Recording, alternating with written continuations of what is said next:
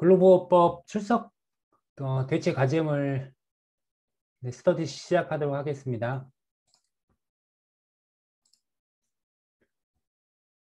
용어를 정의하는 문제인데요. 총 20개의 용어가 있고요. 1강부터 15강까지 각각 교재에 나와 있는 내용으로 정리를 해 주시면 됩니다. 그럼 하나씩 살펴보도록 하겠습니다. 먼저 노동법에 대한 용어는 우리 교재 5페이지를 보시면 됩니다. 자, 5페이지 하단에 보시면 노동법에 대한 정의가 나와 있습니다. 민법 또는 근로기준법과 달리 하나의 법률명이 아니라 취업 또는 근로조건, 노사관계 이런 다양한 관하여 규정한 다양한 규범들을 통틀어 학문적으로 지칭하는 용어이다. 노동법은 우리가 법전이 있는 그런 어떤 법률 이름이 아니라 예를 들어 우리가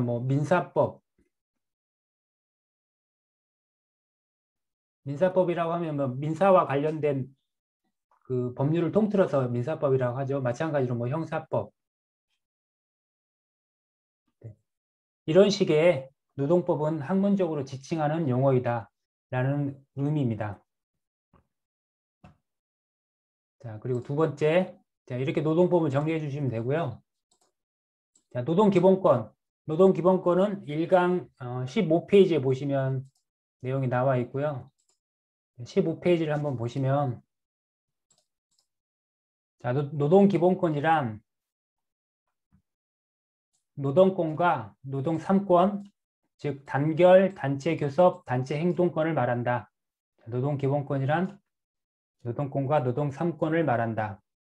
자, 이렇게 해서 노동기본권에 대한 용어를 정의를 해 주시면 되고요. 너무 내용이 좀 더 넣고 싶다 하면 각각의 이제 의미를 여기에 있는 내용들을 넣어 주시면 되는데 이 출석 수업 대체 과제물은 일반적으로 간단하게 요약을 하는 내용이라서 여기 있는 내용 다 안 써 주셔도 될 것 같아요. 간단하게 노동기본권이라는 거는 여기 위에 나오는 요것만 정리를 해 주시면 될 것 같습니다. 자, 이렇게 노동법과 노동기본권에 대해서 정리를 했고요.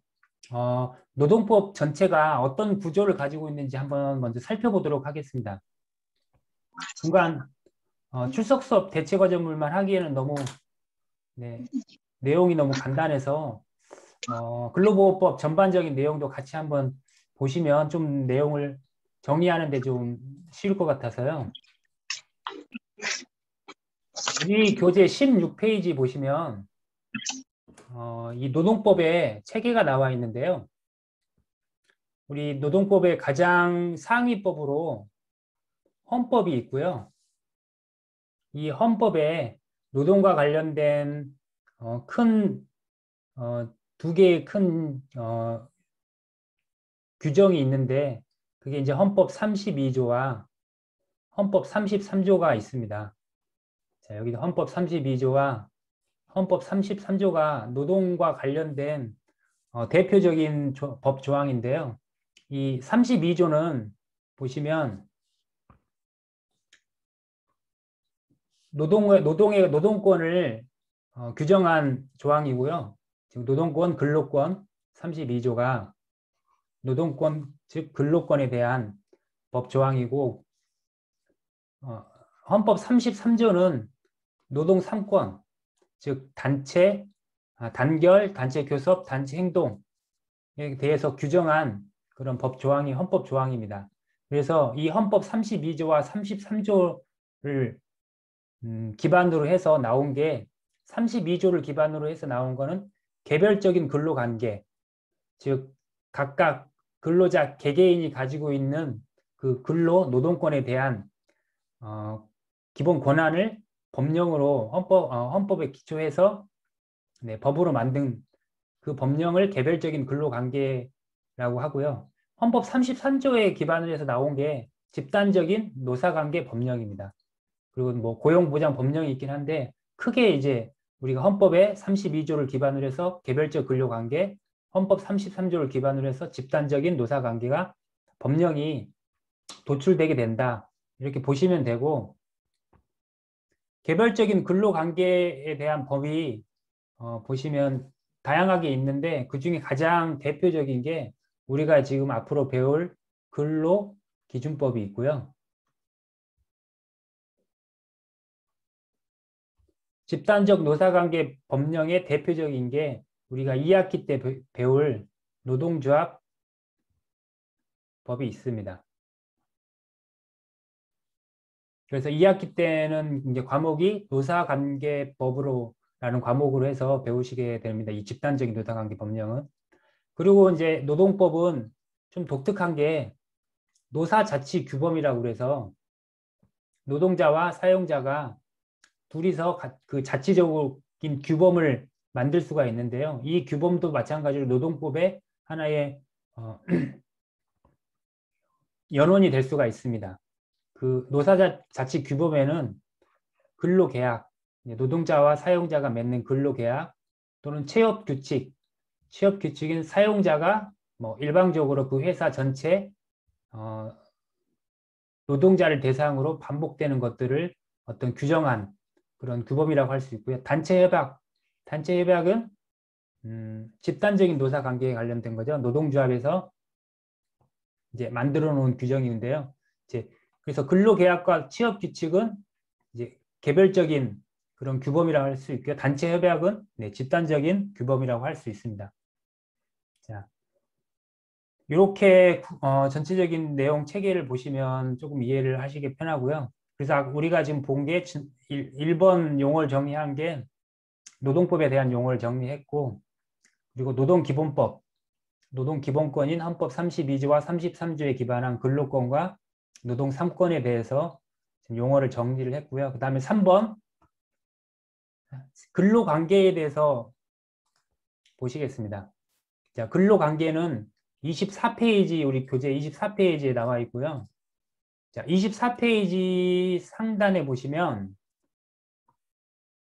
근로관계란 근로자 개인과 사용자 사이의 법률 관계를 말한다. 자, 이렇게 정리를 해 두시면 될 것 같습니다. 뭐 추가적으로 조금 더 설명을 더 덧붙이자면 보통 법률 관계라고 하면 권리 의무가 발생하죠. 이제 뭐 우리가 민법에서 말하는 권리 법률 관계는 예를 들어 매도자가 있고 매수자가 있다. 둘이 이제 동등한 관계죠. 누가 어떤 종속적인 관계가 아니라. 하지만 이 근로 관계에서는 사용자가 임금을 주는 입장이라서 종속적인 관계에 있다. 근로자가 사용자에게 종속적인 관계가 있다라는 걸 특징으로 하고 있습니다. 근데 뭐 이 정도에서만 정리를 해 주셔도 되고 추가로 요 내용을 같이 뭐 적어 주셔도 무방할 것 같습니다. 자, 그다음 4번 근로자. 근로자는 우리가 29 아래쪽에 보시면 26페이지, 교재 26페이지에 있고요. 이제 여기서 주의하셔야 할 게 근로자라는 개념이 크게 이제 두 가지 형태로 나누는데 근로기준법.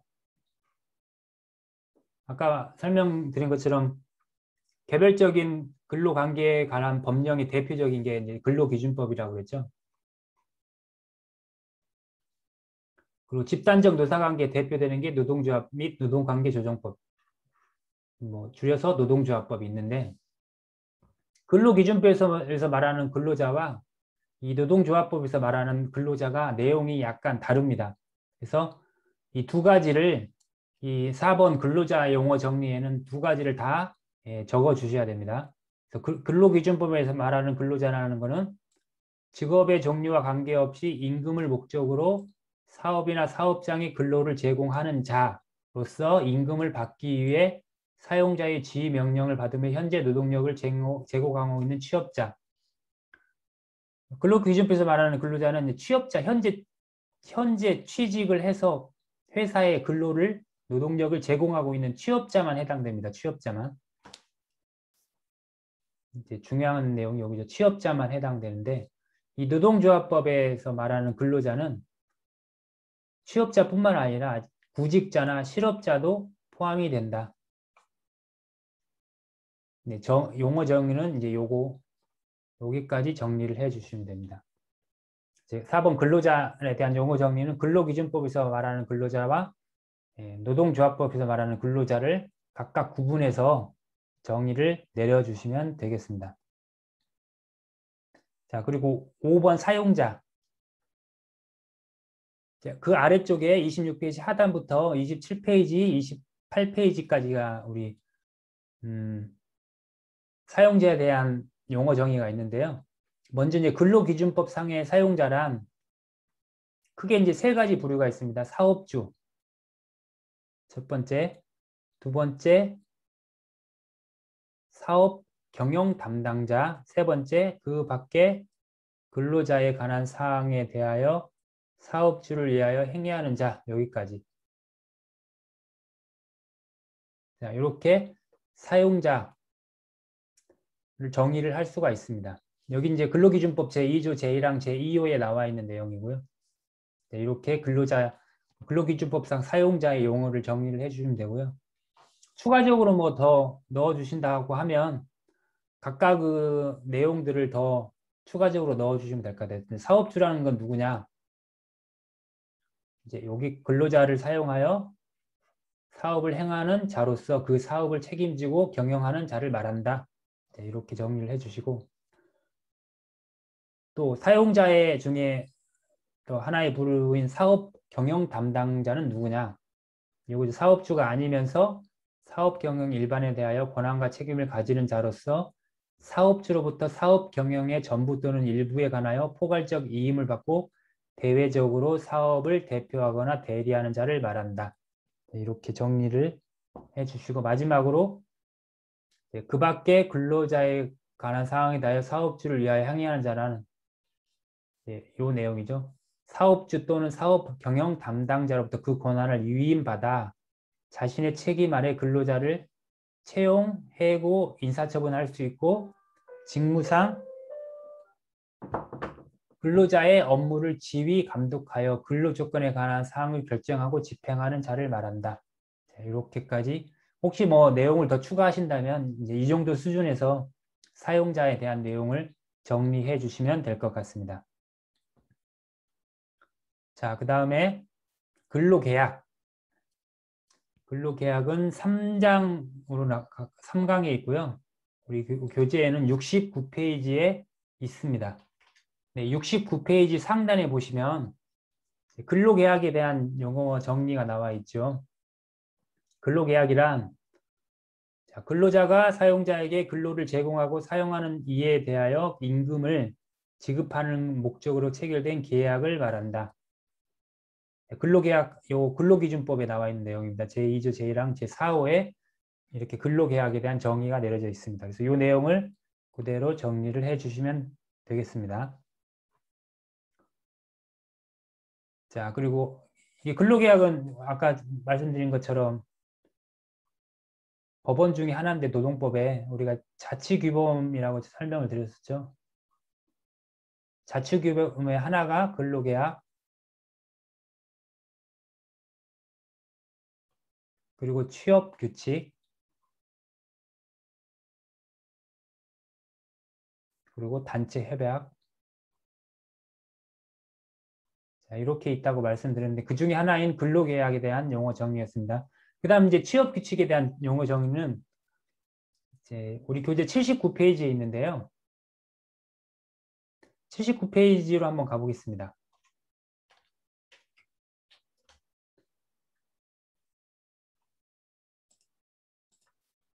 자, 79페이지에 보시면 그 상단에 취업규칙이란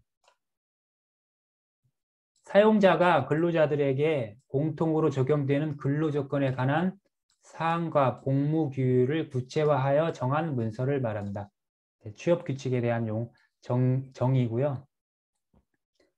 그리고 이제 자치규범의 한 축인 단체 협약에 대한 거는 우리 근로보호법이라는 과목이 개별적인 근로관계에 대한 과목이라서 단체 협약은 지금 따로 내용이 없는데 20페이지에 자치규범을 설명하면서 그 네모 박스에 보시면 자, 우리 교재 20페이지 상단에 노사자치규범에 대한 내용을 설명하면서 단체 협약에 대한 정의가 있습니다. 거기 보시면 사용자 대표와 노동조합 대표가 단체 교섭을 통해 근로조건과 노동조합 활동 등에 관하여 합의하고 체결한 문서, 이렇게 단체 협약을 정리를 해 주시면 될 것 같습니다. 여기에 나와 있는 근로계약이나 취업규칙을 그대로 정리하실 때 요거를 기준으로 해서 정리를 하셔도 될 것 같습니다. 자, 이렇게 하면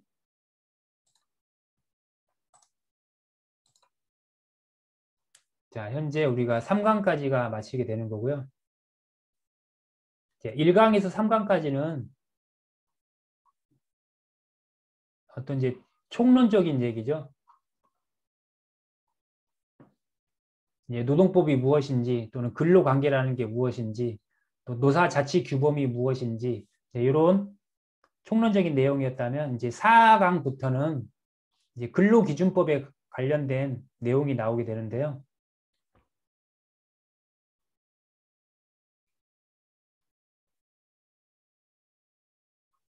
근로기준법은 말해도 근로의 기준을 정한 법이죠. 기준.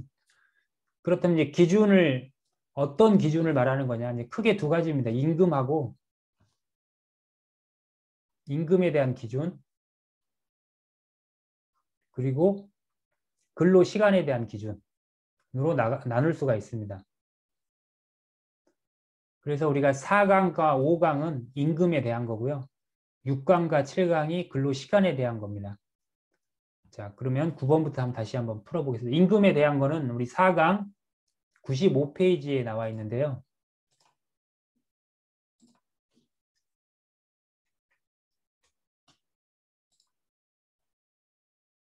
95페이지를 한번 보시겠습니다.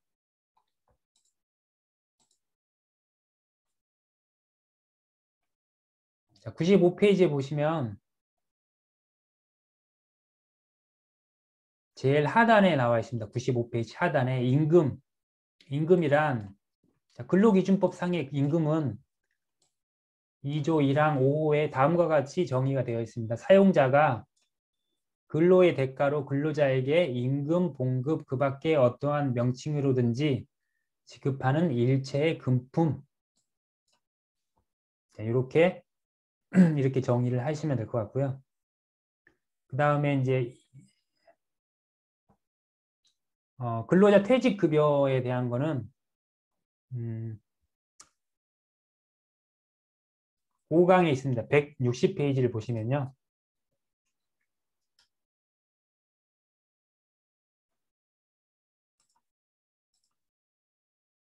자, 우리 교재 160페이지를 보시면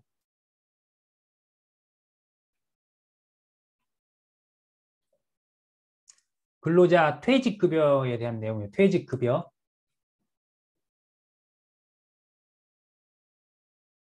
요 내용인데 이게 퇴직급여인데요. 퇴직급여라는 거는 퇴직급여 제도나 개인형 퇴직연금 제도에 의하여 근로자에게 지급되는 연금 또는 일시금을 말한다. 근로자 퇴직급여라는 게 여기서 이제 퇴직 제도라는 게 무엇이냐? 퇴직 제도는 크게 세 가지가 있습니다. 확정급여형 퇴직연금 제도, 확정기여형 퇴직연금 제도, 그리고 퇴직금 제도. 요게 두 개를 합해서 문장 하나 만드시면 되겠죠. 퇴직급여 제도, 즉 확정급여형 퇴직연금 제도, 확정기여형 퇴직연금 제도, 퇴직금 제도와 또 개인형 퇴직연금 제도에 의해서 근로자에게 지급되는 연금 또는 일시금을 퇴직 급여라고 근로자 퇴직 급여라고 한다. 이렇게 정리를 해 주시면 될 것 같습니다. 자, 그리고 이제 임금 채권 보장 제도에 대한 용어인데요. 요거는 우리 교재 131페이지에 나와 있는데요.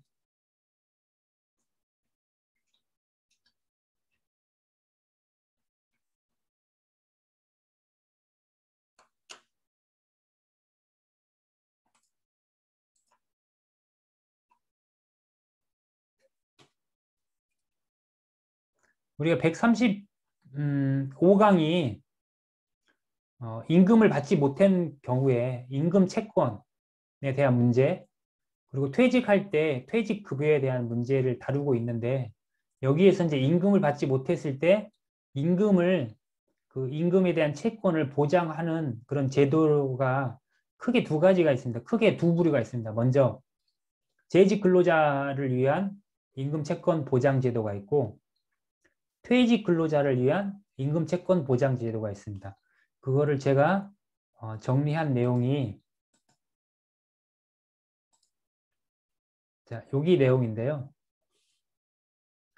재직 근로자를 위한 임금 채권 보장 제도는 크게 뭐 휴업수당 제도나 도급 근로자의 임금 채권 보장 제도로 나눌 수가 있고, 퇴직 근로자의 임금 채권 보장 제도로는 뭐 금품 청산 제도, 또 임금 채권 우선 변제 제도, 또 임금 채권 보장 제도가 있는데, 여기에서 이제 교수님께서 임금 채권 보장 제도를 용어를 정리하라고 한 거는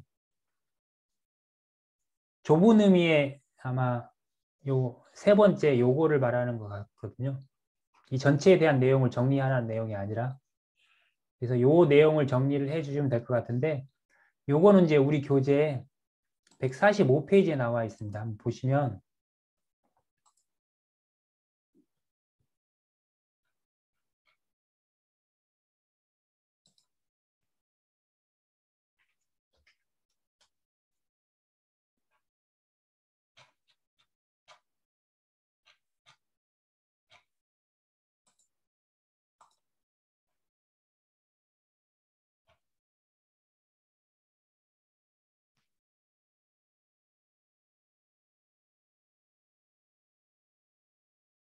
146페이지 제일 상단에 있습니다.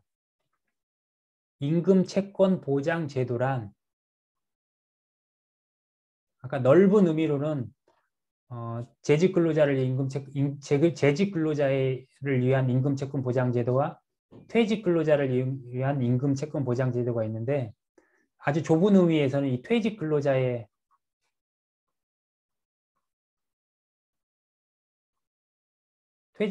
위한 임금 채권 보장 제도 중에 뭐 체당금이라는 게 있거든요.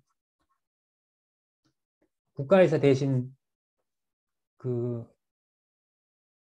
퇴직 근로자에게 임금 채권을 먼저 실행을 하고 국가가 나중에 부상을 하는 거죠.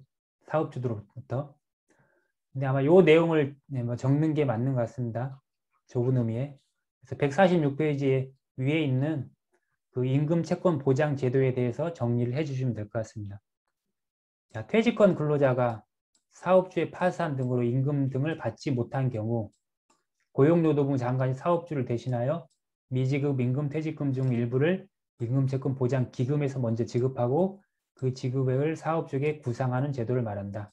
네, 여기까지 정리를 해 주시면 될 것 같습니다. 자, 이렇게 해서 이제 4장, 5장이 임금에 대한 거였고요. 4장, 5장이. 그 다음에 이제 6장, 7장은 이제 근로시간에 대한 내용입니다. 그래서 이제 근로시간에 대한 내용을 6강 179페이지를 한번 보시면요.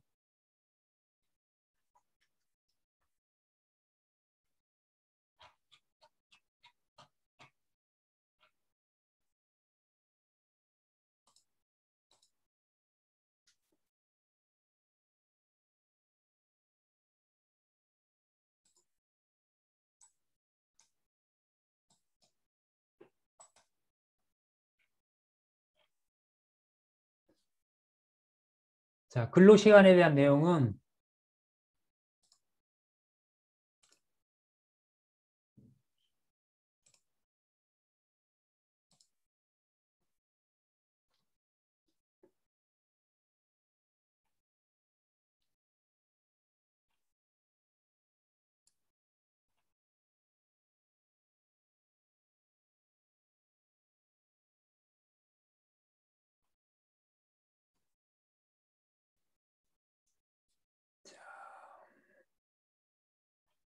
네, 179페이지 위에서 뭐 중간 정도에 있습니다. 근로시간이랑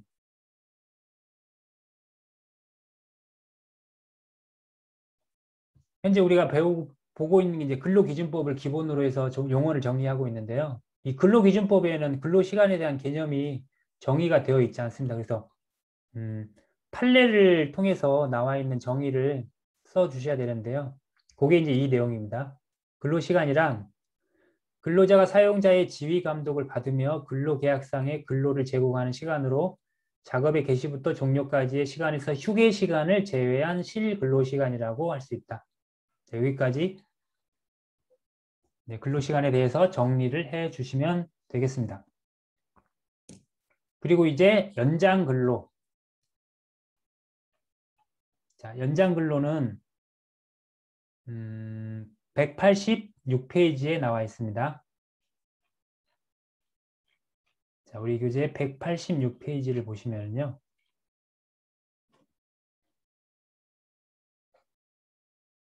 자, 위에 있습니다. 상단에 연장근로란 법률이 정한 요건과 한도 내에서 법정 기준 근로시간을 초과해서 하는 근로를 말한다. 자, 여기까지 이렇게 정리를 해 주시면 되겠습니다.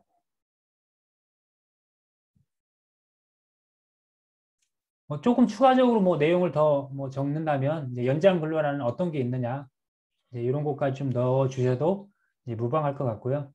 시간의 근로가 또 야간 근로와 휴일 근로로 나눠질 수 있다. 정도까지 정리를 해 주시면 될 것 같습니다. 그리고 휴게 시간. 휴게 시간은 180페이지에 있습니다. 자, 휴게 시간 그 로마자 2번 아래쪽에 있죠. 휴게 시간이랑 근로시간 도중에 근로자가 작업에 관한 사용자의 지휘 감독으로부터 벗어나서 자유로이 이용할 수 있는 시간을 말한다. 이 휴게 시간은 임금이 지급되지 않습니다. 근데 이거랑 이제 대비해서 봐야 할 게 휴게 시간과 대기 시간이 있죠.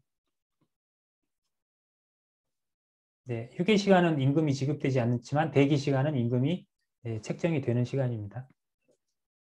휴게 시간에 대한 내용은 이제 여기까지 정리를 해주시면 될 것 같습니다.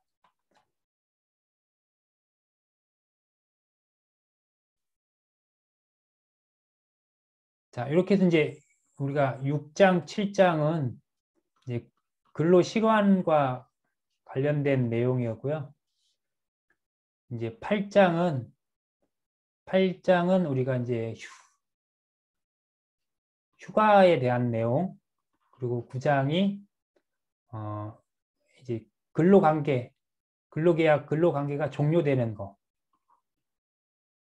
근로관계가 종료된다는 거는 퇴직을 한다는 퇴직이라든지 해고라든지 또는 정년이라든지 이런 원인에 의해서 근로관계가 종료되는 내용을 9장에서 다루고 있습니다. 그중에 이제 해고에 대한 내용은 우리 교재 244페이지에 있습니다. 자, 244페이지를 한번 보시면은요.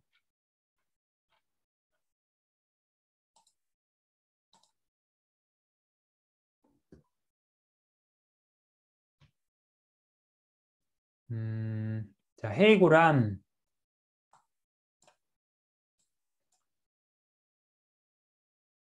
근로자의 동의 없이 사용자가 일방적으로 근로관계를 장래에 향하여 소멸시키는 행위를 말한다. 자, 이렇게 정리를 해주시면 될 것 같고요.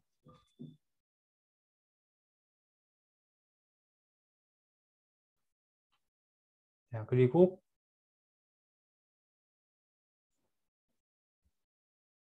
이제 9강까지 하면 근로기준법에 대한 내용으로는 이제 9강까지는 다 마치는 거고요.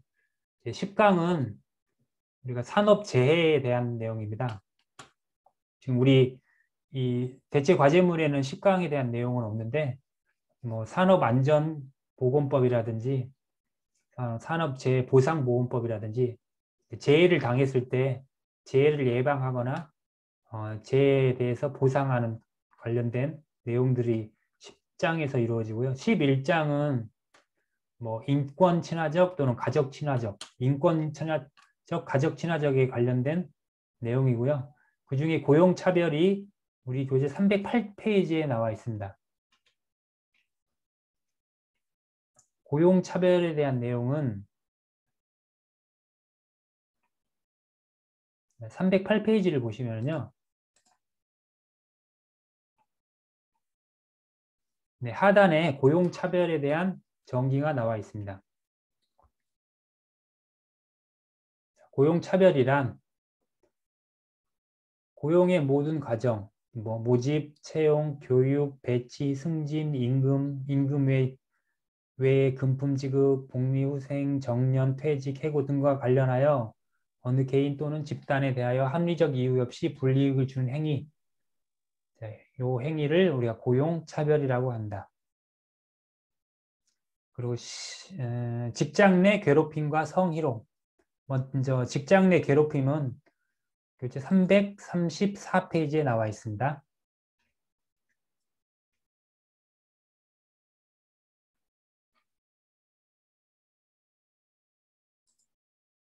자, 334페이지를 보시면요. 직장 내 괴롭힘이 있습니다. 직장 내 괴롭힘은 근로기준법에서 규정한 내용인데요. 사용자 또는 근로자는 직장에서 지위 또는 관계 등의 우위를 이용하여 업무상 적정 범위를 넘어 다른 근로자에게 신체적, 정신적 고통을 주거나 근무 환경을 악화시키는 행위를 하여서는 아니 된다라고 규정하고 있다. 그래서 이런 행위를 직장 내 괴롭힘이라고 합니다. 그래서 정리를 하면 뭐 이렇게 되겠죠. 직장에서 지위 또는 관계 등의 우위를 이용하여 업무상 적정 범위를 넘어 다른 근로자에게 신체적, 정신적 고통을 주거나 근무 환경을 악화시키는 행위, 네, 이 행위를 직장 내 괴롭힘이라고 한다. 이게 정리를 해주시면 될 것 같습니다. 자, 직장 내 성희롱. 직장 내 성희롱은 우리 326페이지에 나와 있습니다. 326페이지를 보시면요.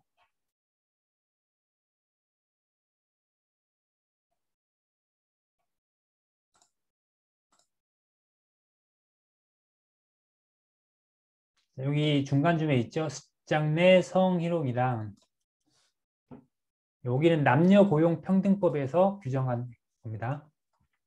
사업주 또는 근로자가 사업주 상급자 또는 근로자가 직장 내의 지위를 이용하거나 업무와 관련하여 다른 근로자에게 성적 언동 등으로 성적 굴욕감 또는 혐오감을 느끼게 하거나 성적 언동 또는 그 밖의 요구 등에 따르지 아니하였던 이유로 근로조건 및 고용에서 불이익을 주는 것, 이것을 직장 내 성희롱이라고 한다. 이렇게 용어를 정리해 주시면 될 것 같습니다. 예전에 이제 그 기말 시험 이런 객관식 시험에서 요 문제가 단골로 나왔던 문제인데요. 직장 내 괴롭힘과 직장 내 성희롱이 있는데 이거는 근로기준법에서 규정을 했고요. 이거는 남녀고용평등법에서 각각 규정한 용어거든요. 그래서 이거를 이제 바꿔서 직장 내 성희롱은 근로기준법에서 규정을 하고 있다. 이렇게 객관식 그 문항으로 많이 나왔던 그런 문제였습니다. 이 두 가지 각각 그 용어가 어떤 법에서 규정을 하고 있는지 그것도 같이 용어를 정리할 때 기입을 해주시면 될 것 같아요. 자, 이제 모성보호와 돌봄노동 12강이고요. 우리 교재 339페이지 한번 보시겠습니다.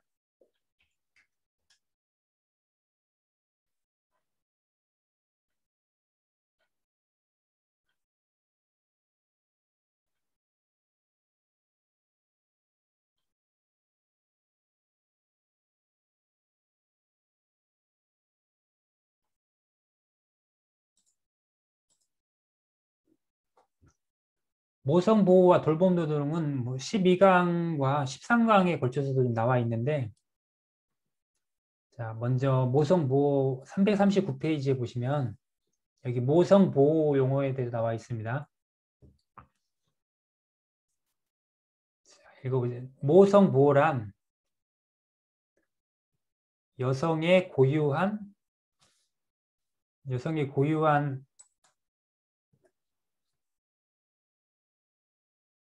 역할이 있죠. 임신이라든지 출산이라든지 수유 기능을 보호하는 것을 말한다. 여성을 보호 대상으로 한다까지 뭐 정리를 해 주시면 될 것 같습니다. 그리고 또 관련돼서 모성 보호가 또 나와 있는 게 368페이지에도 나와 있는데요.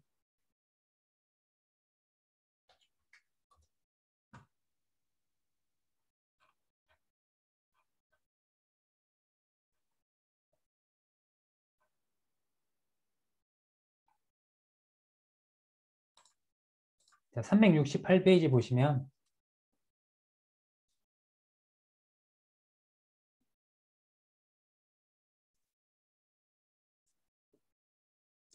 마찬가지로 이제 모성 보호에 대한 기능에 대해서 나왔습니다. 이게 여성의 고유한 기능이 있는데 임신, 출산, 수유 기능 이걸 모성 기능이라고 하는데 이거를 보호하는 것을 모성 보호라고 합니다. 자, 임신, 출산, 수유를 보호하는 것 이것을 모성 보호라고 한다. 돌봄 노동에 대한 거는 정확하게 용어가 우리 교재에서는 규정이 되어 있지는 않지만 좀 유추를 해보면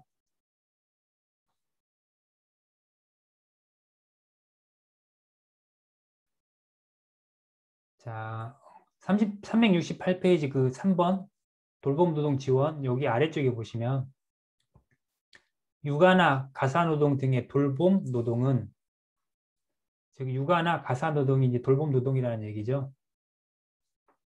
요 하나가 있고요. 돌봄 노동에 대한 내용이 그리고 교재 306페이지 306페이지를 보시면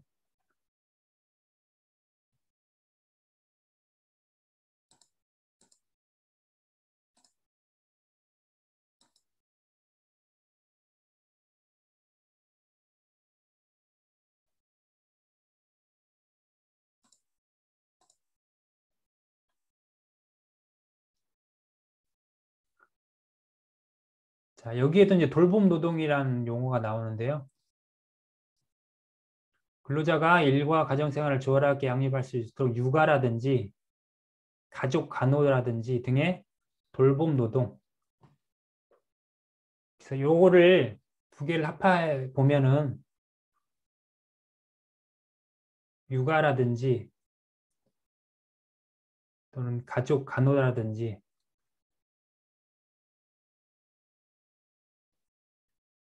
또는 출산이라든지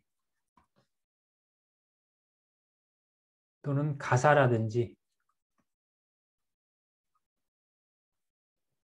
이렇게 돌봄이 필요한 곳에 어떤 돌봄에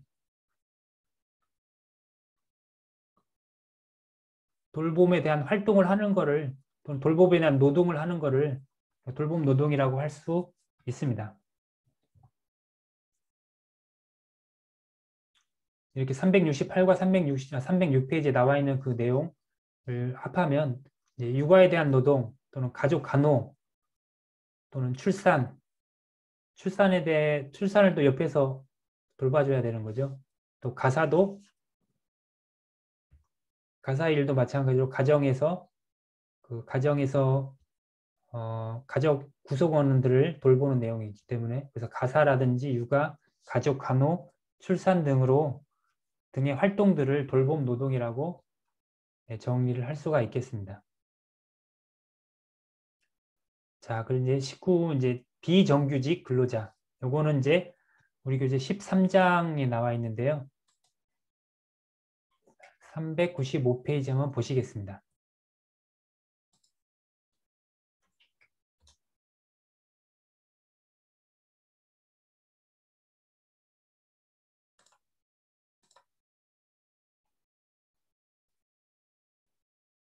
비정규직 근로자라는 거는 정규직 근로자의 반대 의미를 말하는 거죠. 정규직 근로자라는 것은 기한의 정함이 없는 전형적인 근로관계에서 근로계약의 기간을 정하지 않고 기한에 정하지 않고 하는 근로계약, 그래서 정년까지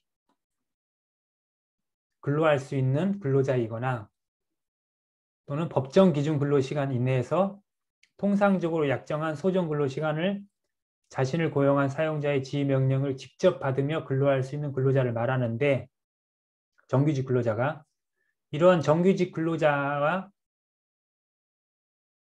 근로시간이라든지 근로계약 기간이라든지 지위 명령자, 고용 형태 등과 비교하여 차이가 있는 근로자를 비정규직 근로자라고 한다. 이렇게 정리를 해 주시면 될 것 같습니다.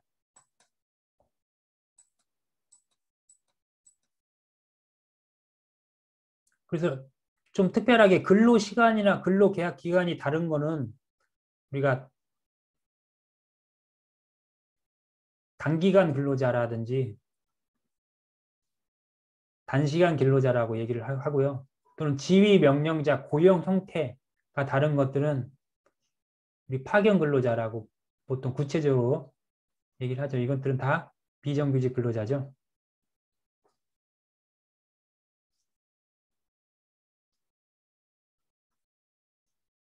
그래서 비정규직 근로자를 이렇게 이제 정리를 해 주시면 되고, 또 추가적으로 비정규직 근로자에는 기간제 근로자, 딱 기간이 정해져 있는 그 근로계약 기간이 정해져 있는 기간제 근로자 또는 단시간 근로자, 또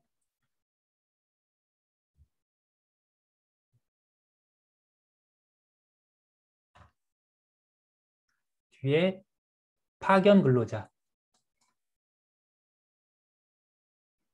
네, 파견 근로자 이렇게 세 부류로 나눌 수 있습니다. 비정규직 근로자는 기간제, 단시간 기간제 근로자, 단시간 근로자, 파견제 근로자. 자, 이렇게 비정규직 근로자를 정리를 해주시면 되고요. 자, 마지막으로 15강에 자, 이렇게 지금까지 봤던 근로 기준이라든지 근로보호와 관련된 각종 규정들이 제대로 지켜지지 않았을 때 어떻게 근로자를 구제할 수 있느냐, 그 근로제도 권리 구제 제도에 대한 내용은 우리 교재 마지막 강 15강 463페이지에 있습니다.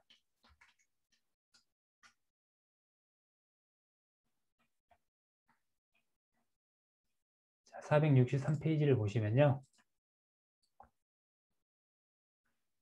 자, 제일 상단에 나와 있습니다. 근로자의 권리 구제 제도란 근로자의 근로 조건과 인권의 보호를 위한 법령이 지켜지지 않아 근로자의 권리가 침해된 경우 피해 근로자가 침해된 권리의 회복을 위해 활용할 수 있는 기관과 절차를 말한다. 자, 이렇게까지 정리를 해주시면 권리 구제 제도에 대해서 정리가 되겠고요. 자, 이렇게 하면 네, 과제물에 나와 있는 내용들은 다 정리를 할 수가 있습니다.